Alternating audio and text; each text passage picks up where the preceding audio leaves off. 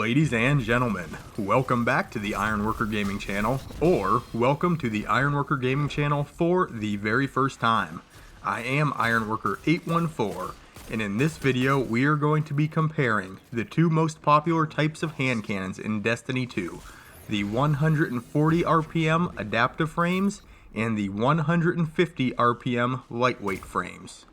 This comparison will be done for the Crucible, so strictly in the PvP environment of Destiny 2, and this video is geared toward lower skill players, and it is being created by a lower skill player.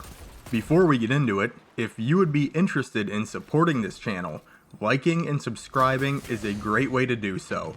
The community support I've been getting as of late has been great. We got a nice little community growing around this channel, and I would love to have you be a part of it. So if you'd want to hit like and subscribe and join our little community, feel free. We'd love to have you.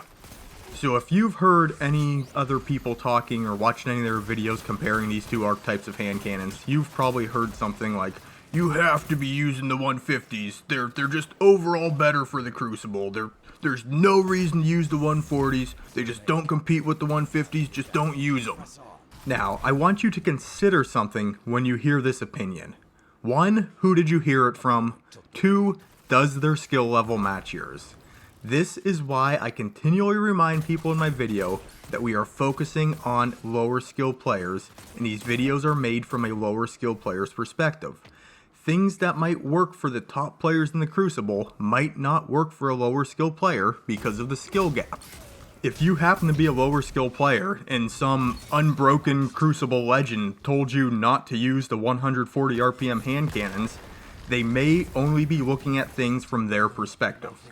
But my friend, you are in luck, because I am here making this video to look at this issue from our perspective.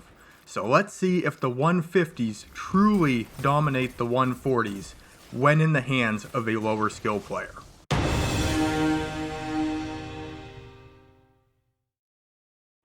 Okay, first off, I gotta set a couple ground rules to kind of keep the playing field level here. 1, we will not be looking at exotics, only looking at legendaries. 2, we will just be considering the base stats of the weapon. We're not looking at specific stats, perks, or rolls. And 3, we are keeping in mind that the range stat on hand cannons is pretty negligible. Your lowest ranged hand cannons are going to get damage drop off at 25 meters, and your highest ranged hand cannons will get their drop off at 28 meters. It's a difference of 3 meters. As far as range affecting damage goes, it's negligible.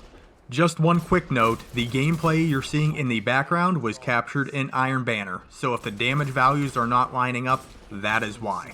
I'm sorry, I'm a bad content creator. I probably should have captured this in a quick play game mode or something, but I didn't. So that is why there are discrepancies, if you see them. So the 140 RPM hand cannons, or the adaptive frames if you would prefer, are doing 70 on a critical hit and 47 on a body shot. That gives it an optimal time to kill of 0.87 seconds and a body shot time to kill of 1.73 seconds. The optimal time to kill requires 3 headshots. The body shot time to kill requires 5 shots landed. The 150 rate of fire hand cannons, or lightweight frames, do 68 on a critical hit and 43 to the body, making the optimal TTK for the 150s 0.8 seconds. And the body shot time to kill for the 150s is 1.6 seconds, requiring again 3 headshots for the optimal and 5 shots landed for the body. So that's it. Boom, done. End of story. 150s kill in the same amount of shots, but they do it faster. So 150 RPM hand cannons are the best hand cannons for the Crucible. But hold on just a minute. When you are using a hand cannon, how often are you actually using a gun's fire rate to its maximum potential? Especially if you're a lower skill player. You're probably not out there aggressively in the open, running around, banking on 3-tapping enemies left and right. You're probably popping in and out from behind cover, shooting a few shots, popping back in, you know. It's not too often that maximum fire rate is going to come into play. Plus, when we're looking at the optimal time to kill, we are talking about a 0.07 seconds difference between the 140s and the 150s. When you're in game, do you really think you are going to feel 7/100ths of a second difference? Now consider this, if you are on the lower end of the skill spectrum, and you've been forming good play habits, you probably know you should be hanging around your team and team shooting the enemy. The 140s have higher per shot damage values. Now in a 1v1, it's not really going to make a difference because you're both killing in the same amount of shots, but in a team shot situation, a few points of damage here and there could make a difference. So that's it, boom, done, end of story. 140s win because if you're playing with your team and team firing like you should be, the fire rate doesn't matter, but the damage does. But hold on just a minute.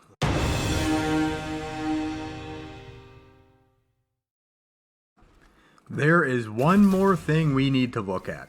If you are unaware, every gun in Destiny 2 has hidden stats. Not each archetype of gun, each gun. Why are these stats hidden? Well, because Bungie hates giving us straight answers on anything, I suppose. Weird, I know, right? But this is what makes every gun in the game feel unique, even in the same archetype. Since Bungie is stingy with this information in-game, we are required to visit a third-party website to find these stats. I generally use light.gg. It is a great website, the interface is really nice, and there is a lot of good info in there on these weapons, if you're into that type of thing. So what we're going to do, let's pull up two hand cannons that are fairly popular in their respective archetypes. The Austringer for the 140s and the spare rations for the 150s. This is where things kind of get interesting. As you can see, the Austringer's range and stability is better, but handling, reload, and most importantly, aim assist go to the spare rations. Aim assist is basically a behind-the-scenes mechanic that helps you stay on target and increases your bullet magnetism, so that bullet will bend just a little bit to catch your target. This stat is the stat that is being affected when you apply targeting mods. So what can aim assist do for you? Take a look at this.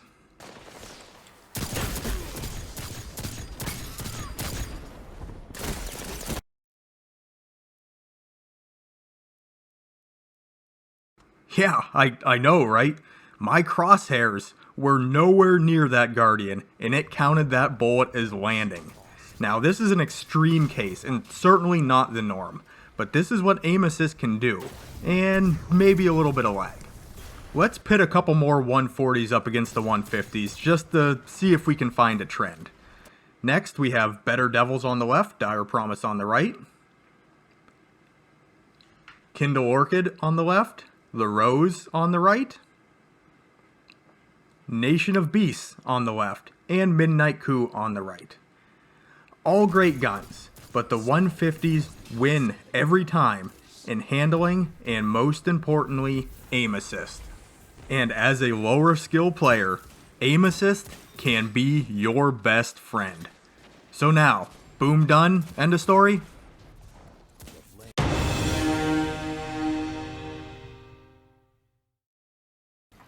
So the 150s are actually better than the 140s?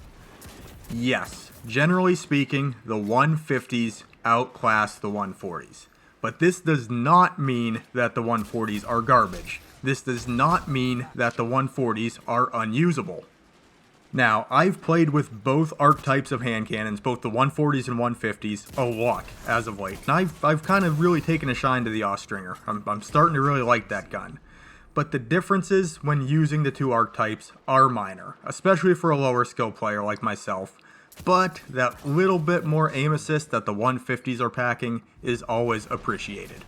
But that being said, if you have a 140 RPM hand cannon that you absolutely love, that's fine. Keep using it. You like the way it sounds, if you like the way it feels, and you're landing your shots with it, stick with it. Don't let anyone tell you what gun you should or should not be using.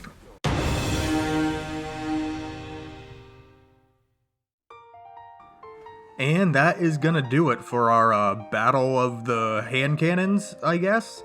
I really hope you found the information in this video useful, but do not let it dissuade you from using a hand cannon you love. If you enjoyed this video, please consider liking and subscribing. This channel's growth is dependent on you, so if you'd like to help a buddy out and help these videos reach more people, I would greatly appreciate it. If you would like to catch me live, I do stream on Twitch. You can look for Ironworker814 over there. If you'd like to head over there after this video and give me a follow, you will get notified anytime I go live. You could also follow me on Twitter at Ironworker814, but the absolute best way to contact me is simply by leaving a comment down below. I love reading feedback and I love engaging in discussions. Leave me something down there. And with all that being said, I would like to thank you once again for spending a piece of your day viewing my content. You guys are awesome, and I will catch you on the next one.